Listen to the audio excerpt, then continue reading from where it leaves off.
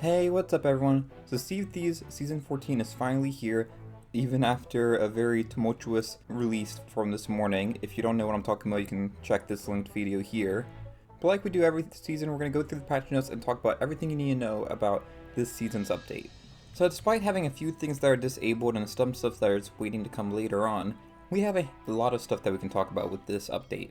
So first we have some new tools like the Grapple Gun. The Grapple Gun is a new permanent type of loadout, so similar to how you have your blunderbuss, your throwing knives, all that kind of stuff.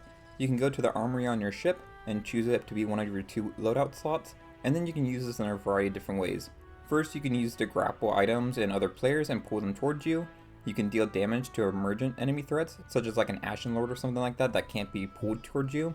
Or you can pull yourself to a solid surface. There are some restrictions with this grapple gun though, so players will be unable to grapple directly to a sloop or a brigantine from the sea, but sneaky routes onto the galleon are possible. So if you noticed in the trailer that we saw earlier this week, they had like a clip where the person was grappling onto the back of a galleon, so that will still be possible, but it won't be possible for the sloop or brigantine. Next we have the blowpipe.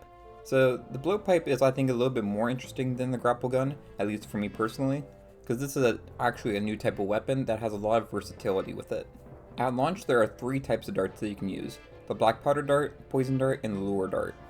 Each of these have their own characteristics and can be reloaded at any ammo crate.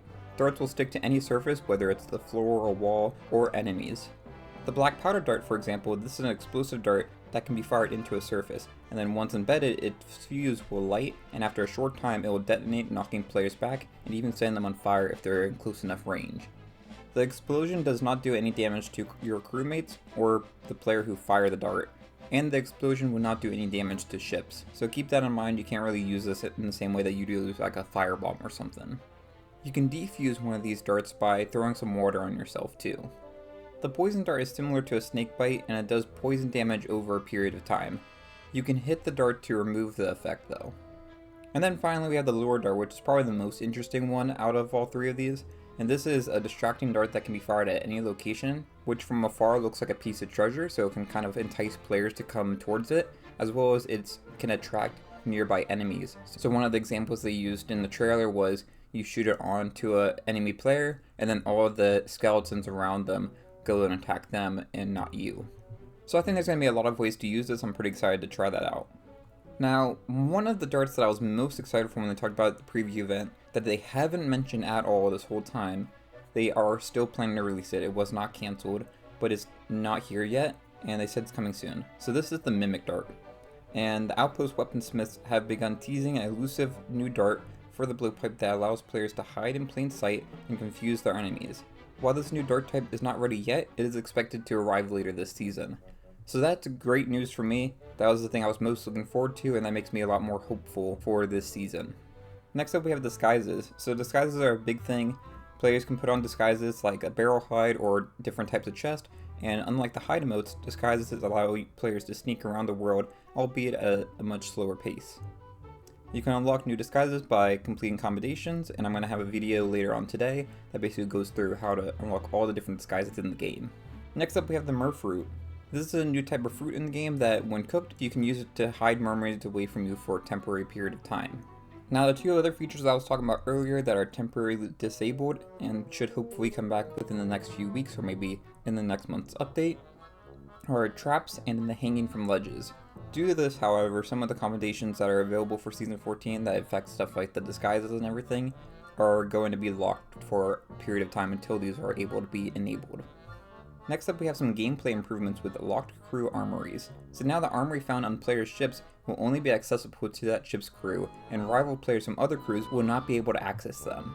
However, armories found on skeleton ships or the Burning Blade will continue to be available for all players. That's an interesting change. I think it's probably fine, but to me personally, it's a little bit disappointing because I have been in the past definitely changed out my weapons here and there. So not being able to change weapons is slightly disappointing, but I do understand the reason for it, and I wonder if that's actually going to help going forward. Next up, we have the new ability to sell storage crates, which is really great because it really is annoying when you end the game and you have all these different types of storage crates and you want to be able to do something with it, so eventually you just, leave it on your ship and it just stays floating in the water.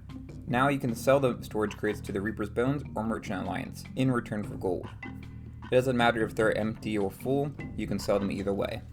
Finally, we have Skeleton Awareness. So skeletons have somehow become a little less perceptive and will no longer uncover players using a hide emote or the new disguises to hide in plain sight. Players being chased by skeletons will now be able to hide if they can escape the line of sight and complete their sneaky maneuvers before being found. So, just another thing that kind of goes with disguises and everything. I think this is going to be really great, especially if you're tucking on skeleton forts and stuff. I'm really excited for this. Other changes, we have obviously a new season pass and plunder pass. I have both of those videos on their way out. I think the free pass video is already out, so if you want to check that out, I'll have that linked here. And then we also have new emissary ledger rewards for the guild emissaries. Another interesting change is with the chest of fortune, which has now been moved to the Fort of the Dam. And that's probably going to be a good thing for this season, because that means players are probably going to be doing the Fort of the Dam more often. And as many of us know, the Fort of the Dam is probably one of the best spots to try to tuck at and steal from. So this is going to be pretty exciting to try to steal the chest of fortune and the chest of legends from the Fort of the Dam when players are doing it. Other than that, we got some new outpost stock with the Lucky Hand set. And this, if you remember, in the past we've had a few items from the Lucky Hand set. I believe they were part of one of the old season passes. And then we have more of that set available in the Shipwright as well as the weapon shop. There's also some new clothing items in the clothing shop, so definitely check those out. And the Season 7 Legacy cosmetics that were in the season pass for back then are now available in the shops as well. There's now improved text chat monitoring, which they talked about a little bit in the past. Messages sent to players through the text chat will now be passed through an improved profanity filter system that can be updated outside of Sea of Thieves regular updates for faster responses to inappropriate language. Essentially what that means is instead of having to wait for the monthly updates to fix ways that people are using the text chat stuff, they can basically do it, whenever, essentially. So that's good. Doesn't really affect me. I haven't really ever had anyone use text chat too often. It's usually the voice chat that people are using. So I'm interested what they will do to address that. But moving on, we also have disrupting stream sniping. Improvements have been made behind the scenes to further protect our players, including creators, well-known community members, and anyone who is vulnerable by disrupting techniques used by players with malicious intent to search for specific players on the seas.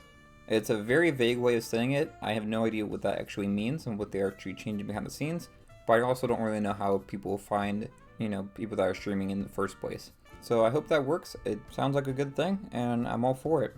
Finally, we have Pirate Emporium browsing. So now there's a Browse All button at the bottom of the screen when landing in the Pirate Emporium, allowing players to navigate directly to this menu, and you'll basically be able to search through everything there. So that's cool, I guess. You have more ways to spend money faster, I guess. And that basically covers everything that was interesting with this update. Obviously, there's a lot of bug fixes and stuff, and sadly, it seems like there were some bugs added with this update, just based off what they had said previously with the blowpipe needing some fixes already, and just some stuff that wasn't able to be implemented with this update. So keep an eye out for that. Hopefully we get some more interesting stuff in the future with the traps and the mimic dart. I'm very excited for the mimic dart in the future. But if you found this video helpful, it'd be great if you like and subscribe, and definitely check out some of these other videos for Season 14. Now that the update is finally released, I can start making a lot of videos, and you should see a handful of them for today.